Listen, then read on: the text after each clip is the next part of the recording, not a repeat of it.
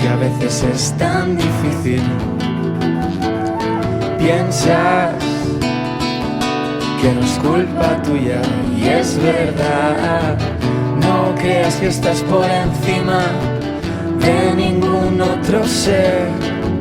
Deberías revisar tus mierdas, tus privilegios, y es que te alimentas de su carne, de su miel, de su leche, de sus huevos, su sufrimiento como experiencia vital. A comer muerte, y es que solo te importa su sabor. Mientes a tu propia mente, grita que tú eres estrecista y que no lo quieres ser. Abre tu mente y explora aquello que hay en tu interior.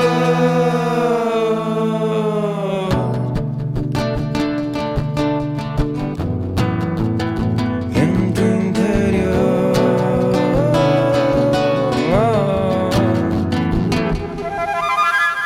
Por esa vaca que separaron de su hija, por esa cerda forzada a ser embarazada, por ese pollo que trituran por no ser hembra. Todo ese dolor merece tu respeto y compasión. Ten en cuenta qué consumes y cuál es su impacto. Su codicia roba vidas y no solo humanas. Sé consciente de que haces, sabes que es maltrato. Te alimentas de su carne, de su miel, de su leche, de sus huevos, su sufrimiento, tu experiencia vital. A comer muerte, y es que solo te importa su sabor. Mientes a tu propia mente, grita que tú eres estrecista y que no lo quieres ser. Abre tu mente y explora aquello que hay en tu interior.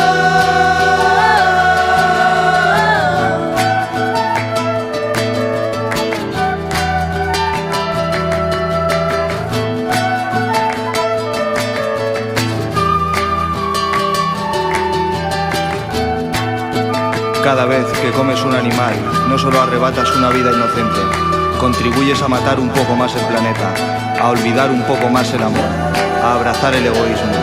Con cada acto cotidiano, tú cambias el mundo, porque tienes el poder de hacerlo. Desde hoy es un nuevo amanecer para las esperanzas, para la empatía, para que marques un gran cambio, solo con un pequeño gesto humilde. Olvida las barreras que te separan de tus hermanas que sufren, el especismo, como ya olvidamos el sexismo, el racismo, el fascismo, la homofobia. Y sé libre.